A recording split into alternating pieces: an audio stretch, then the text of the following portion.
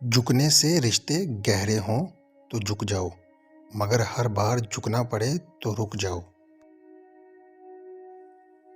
زندگی میں پچھتاوا کرنا چھوڑ دیجئے، بلکہ کچھ ایسا کیجئے کہ لوگ آپ کو چھوڑ کر پچھتائیں۔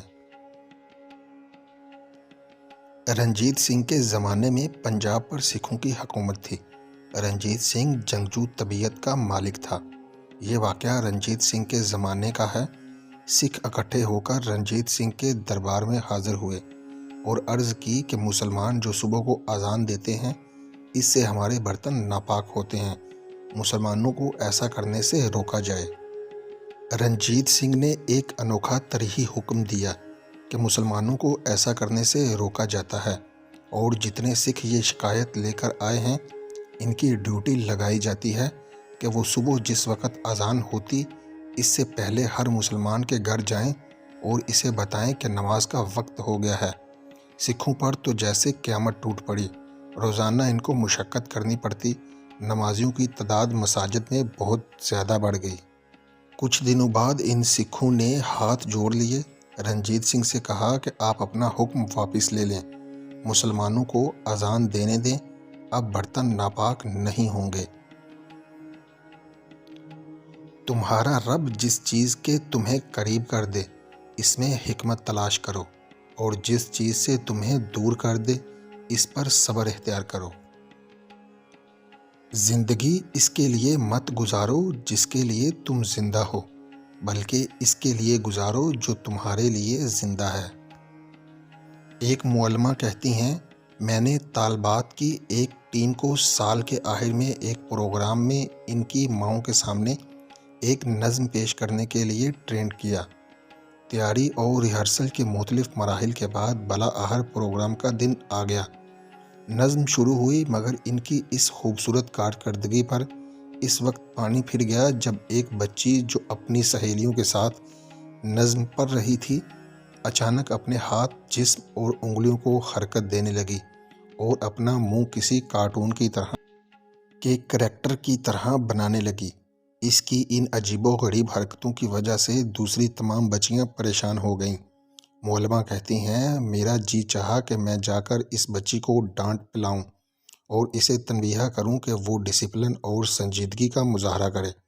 مجھے اس پر اتنا غصہ آیا کہ قریب تھا کہ میں اسے سختی کے ساتھ ان بچیوں سے کھینچ کر الگ کر دوں، لیکن جوں جوں میں اس کے قریب جاتی رہی وہ پاڑ کی طرح چھٹک کر مجھ سے دور ہو جاتی۔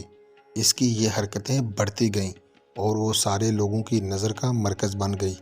وہاں موجود تمام خواتین اس کی ان حرکتوں پر زور زور سے ہنس رہی تھیں۔ میری نظر پرنسپل پر پڑی، جن کی پریشانی مارے شرمندگی کے پسینے سے شرابور تھی۔ وہ اپنی سیٹ سے اٹھیں اور مجھ سے کہنے لگیں، اس بدتمیز اور بیہودہ لڑکی کو اسکول سے نکالنا ہوگا۔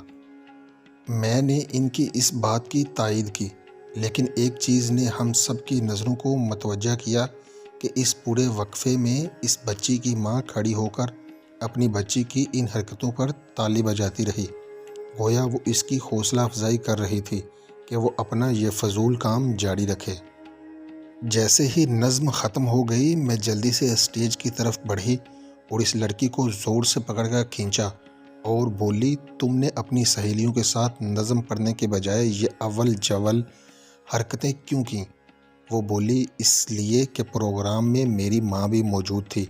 مجھے اس کے ڈٹائی بھرے جواب پر بڑی حیرت ہوئی، لیکن مجھے اس وقت بڑا دھچکا لگا جب اس نے آگے یہ کہا، میری ماں بول اور سن نہیں سکتی۔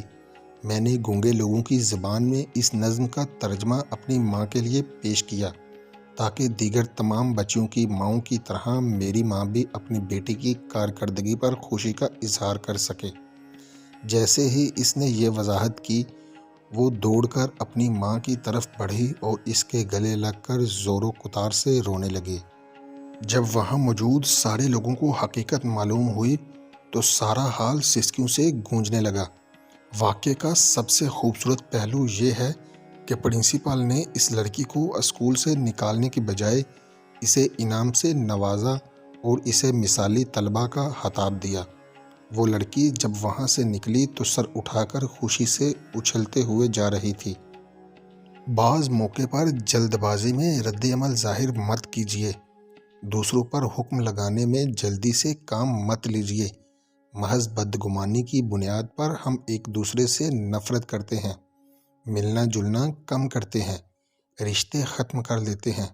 اللہ سے لوگوں کے ساتھ حسن ظن کی توفیق مانگیے کہ اسی میں دلوں کا سکون اور سینوں کی سلامتی ہے۔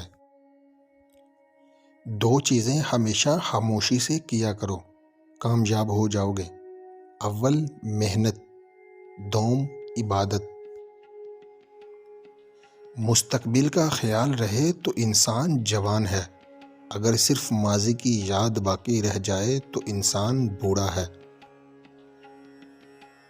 سچ بات کہنے کی عادت ڈالو، چاہے وہ کتنی ہی کڑوی کیوں نہ ہو، اور سچ بات سننے کی عادت ڈالو، چاہے وہ تمہارے خلاف ہی کیوں نہ ہو۔